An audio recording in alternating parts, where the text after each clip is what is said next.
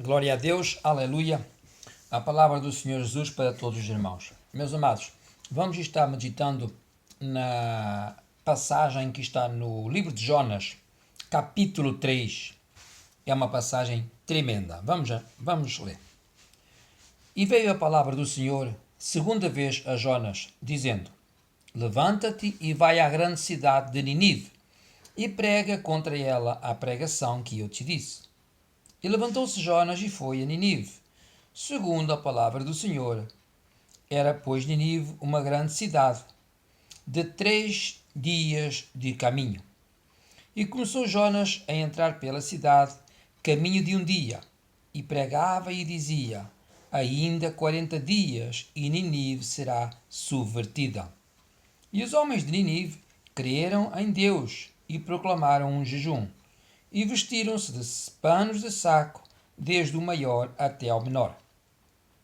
Porque esta palavra chegou ao rei de Ninive, e levantou-se do seu trono, e tirou de si as suas vestes, e cobriu-se de pano de saco, e assentou-se sobre a cinza. E fez uma proclamação que se divulgou em Ninive, por mandado do rei e dos seus grandes, dizendo: Nem homens, nem animais, nem bois, nem ovelhas provem coisa alguma, nem se lhes dê pasto, nem bebam água. Mas os homens e os animais estarão cobertos de pano de saco e clamarão fortemente a Deus, e se converterão cada um do seu caminho e da violência que há nas suas mãos. Quem sabe se voltará a Deus e se arrependerá, e se apartará do furor da sua ira, de sorte que não pereçamos. Deus viu as obras deles, como se converteram do seu mau caminho, e Deus se arrependeu do mal que tinha dito lhes faria e não fez. Glória a Deus. Meus amados, esta passagem é tremenda. O capítulo é muito pequeno, são apenas 10 versículos, só que a mensagem é profunda. Ela começa logo no versículo 1 dizendo, Deus dando instrução a Jonas pela segunda vez para que Jonas fosse à cidade de Ninive. E lhe falou para ele, logo no versículo 2, levanta-te e vai à grande cidade. E lhe deu uma instrução que já lhe havia dado antes. Prega a pregação que eu te disse. Deus já tinha dado para ele anteriormente de que Jonas fosse a Ninive. Porém, ele temeu em muito os ninivitas, porque os ninivitas eram homens maus, homens cruéis. Então, Jonas, sabendo do perigo que ia correr, ele não foi. Quando nós lemos os capítulos anteriores do livro de Jonas, vimos que Jonas, ele fugiu. Ele fugiu. Então, na sequência, nós vamos ver que a cidade de Ninive, ela era uma cidade muito grande. Nos dias de hoje, ela seria uma cidade metropolitana, né? Digamos, fazendo as proporções com o dia de hoje. Tanto que eram 3 dias de caminho para atravessar a cidade de uma banda a outra banda. Muito grande a cidade. Então Jonas, tendo ido, pregou a palavra. E ele dizia e profetizava: ainda em 40 dias Ninive será subvertida. Esta profecia, ela se ia cumprir, porque a palavra de Deus, ela não volta atrás. A palavra de Deus, quando Deus dá a instrução, quando Deus levanta um profeta, como levantou o profeta Jonas, era para que isso assim fosse. E a cidade ia ficar, digamos, totalmente destruída. Porém, algo aconteceu. E o que aconteceu é aquilo que deve acontecer no coração de todos nós. E vejamos o que foi que aconteceu com o rei. Os homens de Ninive, ao ouvirem essa pregação, eles creram. E eles temeram. Eles creram e temeram, porque nós temos que crer e temer. Porque Deus, Ele é Deus. E quando Deus fala algo, nós temos que abrir bem os nossos olhos, o nosso entendimento.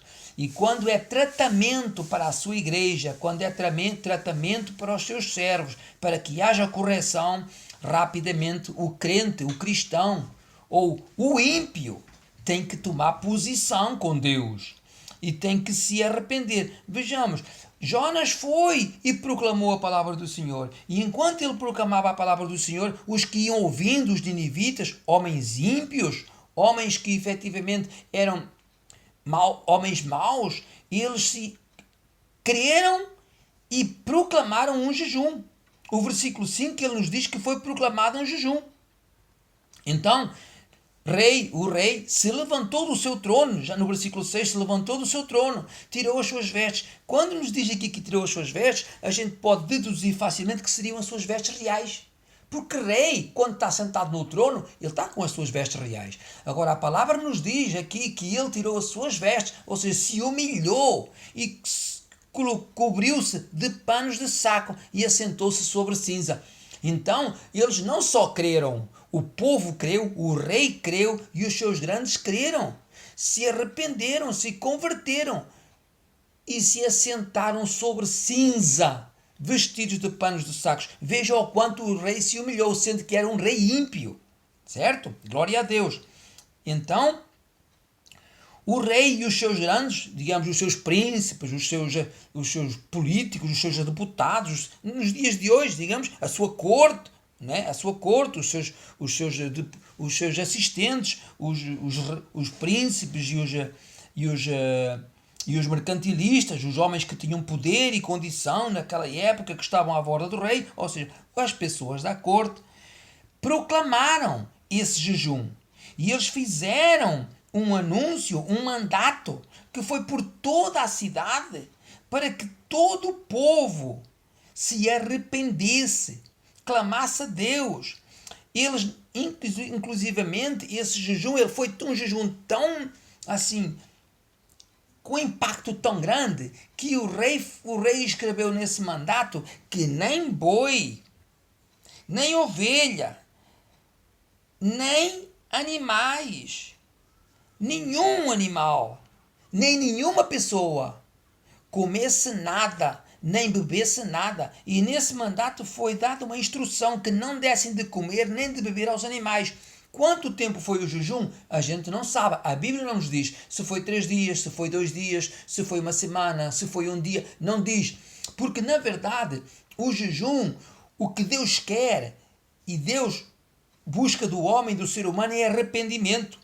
No versículo 8 a gente diz, a palavra de Deus diz, né, que o povo se converteu e que o povo clamou a Deus e cada um se converteu do seu mau caminho e da violência que havia nas suas mãos.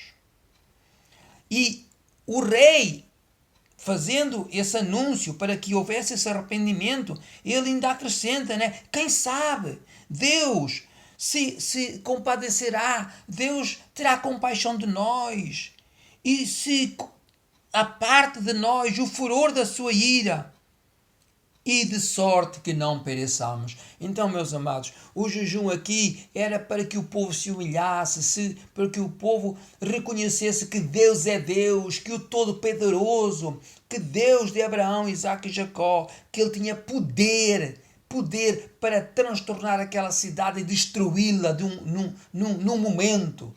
Porém o povo, os príncipes e os reis reconheceram que se arrependessem e realmente buscassem a Deus com sinceridade, o Senhor poder-se-ia compadecer e ter misericórdia deles e não lhe vir esse mal. E é o que veio acontecer.